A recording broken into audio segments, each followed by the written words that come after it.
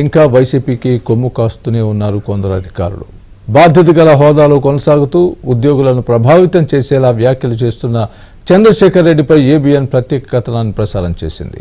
దీంతో మాజీ AP NGO అధ్యక్షుడు, ఉద్యోగ వ్యవహారాల ప్రభుత్వ సలహాదారుపై Andhra pensioners party CEO MK మీనాకు ఫిర్యాదు చేసింది. తన ఆఫీసును దుర్వినియోగం చేసిన చంద్రశేఖర్ రెడ్డిని ఆ పదవి నుంచి తొలగించాలని ఆంధ్ర పెన్షనర్స్ పార్టీ అధ్యక్షుడు పి సుబ్బరాయన్ సీఈఓను కోరారు.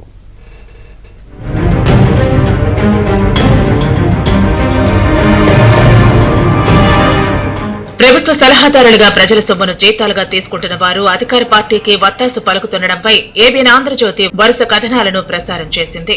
అధికార వైసీపీకి ఓట్లు వేయాలని, అలాగే దగ్గరుండి ఓట్లు వేయించాలని ఉద్యోగ వ్యవహారాలు చూసే ప్రభుత్వ సలహాదారు చంద్రశేఖర్ రెడ్డి చెప్పడంతో ఉద్యోగులు ఆయనపై మండిపడ్డారు.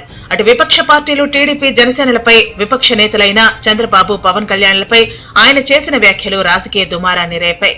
ఈ అపోజిషన్ పార్టీస్ పర్టికులర్గా ఏం చేస్తున్నాయంటే ఉద్యోగుల మీద అబాండాలు వేయడం జరుగుతూ ఉంది. ఎక్కువగా అనవసరంగా రాష్ట్రాన్ని బాగుపరచాలనేటువంటి ఉద్దేశంగా ఇప్పుడున్నటువంటి ప్రభుత్వం, ఇప్పుడున్నటువంటి ముఖ్యమంత్రి గారు వాలంటీర్ వ్యవస్థని కానీ, గ్రామ సచివాలయ వ్యవస్థను కానీ తీసుకురావడం.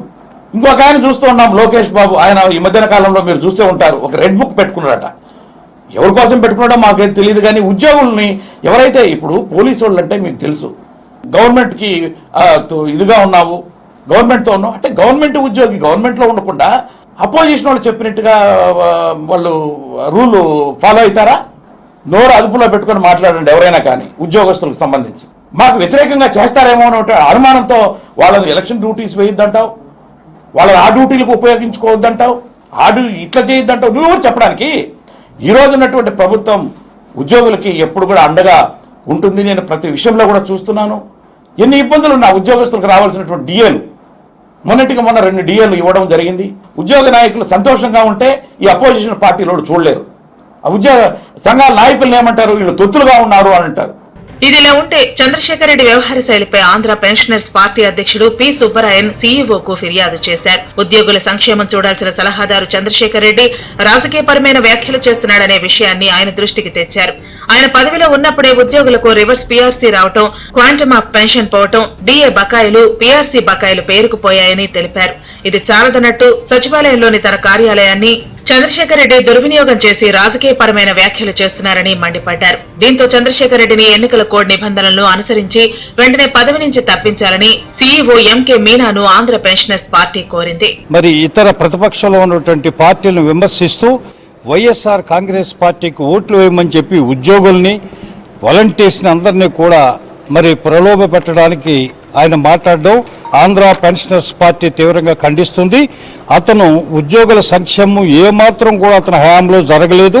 మాకు రివర్స్ పీఆర్సీ రావటం, క్వాంటమ్ ఆఫ్ పెన్షన్ పోవటం, అదే రకంగా డిఏ బకాయిలు, పీఆర్సీ బకాయిలు ఎన్నున్నా కూడా ఇతను కలగజేసుకోకుండా రాష్ట్రంలో ఎక్కడ పెన్షనర్స్ కోసం కానీ ఉద్యోగుల కోసం కానీ పనిచేయలేదు. ముఖ్యంగా సచివాలయాన్ని మిస్యూజ్ చేసి రాజకీయపరమైన కామెంట్లు చేసినటువంటి ఈ యొక్క చంద్రశేఖర్ రెడ్డిని వెంటనే పదవి నుంచి తొలగించాలని చెప్పి ఈరోజు చీఫ్ ఎలక్షన్ కమిషన్ గారికి, మీనా గారికి మేము ఆంధ్ర పెన్షనర్స్ పార్టీ తరఫున రిప్రజెంటేషన్ ఇవ్వడం జరిగింది.